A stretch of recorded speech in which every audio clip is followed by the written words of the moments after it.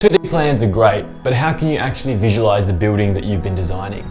Today, I'm going to show you exactly how to design elevations in ArchiCAD 25. If you have no idea what an elevation is, today I'm going to show you and explain to you exactly what and how to make an elevation in ArchiCAD 25. Elevations are basically the depiction of the floor plan from a front-on or side-on view. So basically, you're looking at this floor plan that you see here on the screen around all four perimeters. I've gone ahead and created this very basic box building to be able to demonstrate the general fundamental basics of elevations. So if we start off with our 4 elevation markers on the side, you'll see that we can use the ones available on the ArchiCAD 25 template, or we can find the elevation markers here on the left-hand panel side. It's basically the one little black triangle with the line underneath it if you're looking for it in the document palette. Let's start by simply dragging all of these elevations across to exactly where they need to be. Now, for the purposes of this, I'm going to drag them anywhere on this document, but you should be aware that elevations are typically seen from the boundary itself, unless there is something else that dictates where the elevation must be seen from. So if we take these 4 elevation markers, space them around the building itself, you'll see the extent of the elevation is showcased by these 2 black hotspots at the end of each marker. So if I click on one of these hotspots, go to my stretch tool, I can drag it down to as low or as far away as I need from this building. In this instance, it doesn't really matter, but if you want to showcase more or less of the building, you absolutely can. Now, these 4 elevation markers, if we zoom in, we'll see E03, E02, E01, and E04 respectively.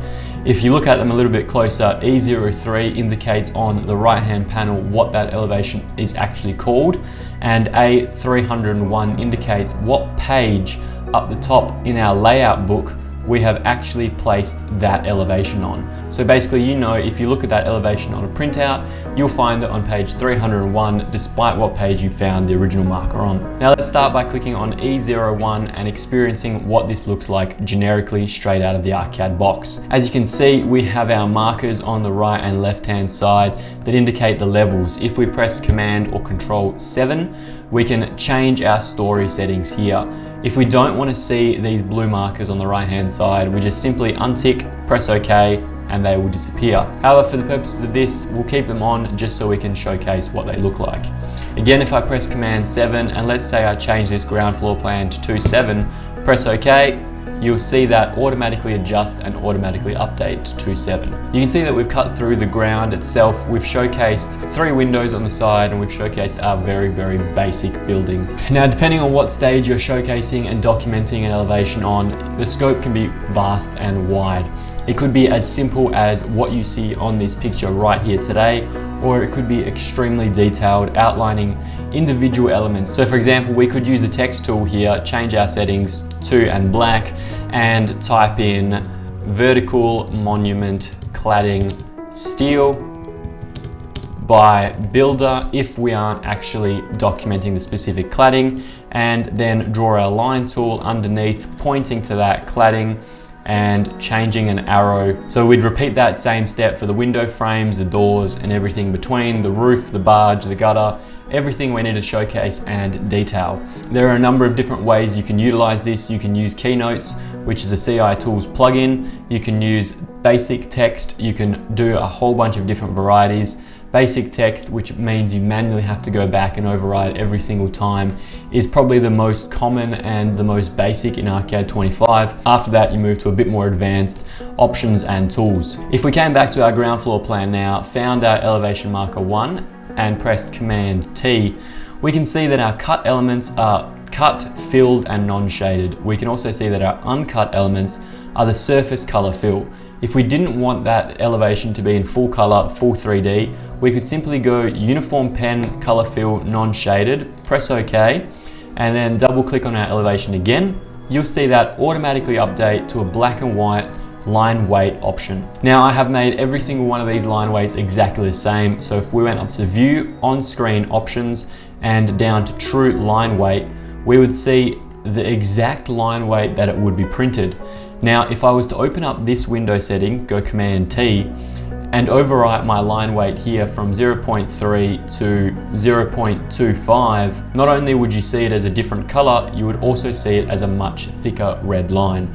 So once you're in elevations, it's very important that we get our line weights correct and we get all of our information that we want to portray across correct. So if I undo that step, that window doesn't need to be red in any way, shape or form. It would be a different line weight, it would be something else, but for this instance, we're just showing you how to set up elevations correctly. Now in an elevation, you do not want to see the cut through of the site in full texture hatch. Now there are a number of ways we can alter this. We can do that in 2D, we can change our material settings, but for the purposes of this, we are literally going to go at our line tool. Let's change that to a nice green so we know where our line is. Change that all the way up the top, go to our fill tool. Let's go 100% background and we'll make that white, and we'll simply just cover that entire space there. So if I change that, get rid of the line and make sure our green line is to the front, we will now see that is our natural ground level. So if I replicate my text, we can go NGL standing for natural ground level and FGL for future ground level in most instances. We now know that our house sits approximately 86 millimeters below the natural ground level, which we would indicate with some sort of dimension markers. We could use our dimension text there outlining all three elements, clicking OK, 86, 3 meters, and we could simply change that to all black or whatever color we wanted so that we knew exactly where our natural ground level was and where our building started. Now, if we were to go back to our ground floor plan, we could then again go Command T for the purposes of this on our elevation marker, change our uncut elements back to a texture fill, non-shaded, go OK, double click, and once again, you'll see a very different example of what that elevation could look like. Now, what you'll also see is the shadows in this elevation that are quite harsh and quite strong. So if we went back to our elevation marker, Command T, we can scroll down to our sun positioning here. Now, our sun can be custom at 45 degrees, which allows every single elevation to replicate the exact same sun position and keep it relatively clean and visible. Some people might actually prefer to have it as in 3D window. So if we click as in 3D window, click OK. And then if we come up to view, 3D view options and 3D projection settings, then we can actually change our date and time. This is actually quite critical because most of the time you're going to be looking at the sun path in the winter solstice. Here in Australia, that's on the 21st of the 6th, and we'll do it as 2022 in this instance. Go back to our number one elevation, we'll see that those sun paths rapidly change and those shadows are completely different. Now you'll also notice that the shadows in this building are for some reason white. So if we go back to our settings, Command T, scroll down to the bottom, you'll see our shadows. They are 50% opacity. Let's change that to 25. Let's change that to black, go OK.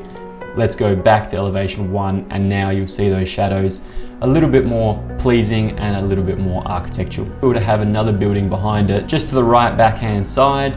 Now coming into elevation marker 3, you'll see that building appear in the back right hand side. Very hard to differentiate what's further, what's closer. If we were to click on elevation marker 3, go Command T and scroll down to our fade distance elements, we can quickly press OK, change our distance marker to include just this building and everything past to be in a different shade. So clicking on elevation 3 again, we'll see that our main building is in focus and our further building has been shaded out in a light grey defined by the actual settings. Anyway, that's all from me today, guys. Thank you so much for watching. I hope you enjoyed the video. If you did, like button's down there, subscribe button's down there, and like always, I'll see you next Monday.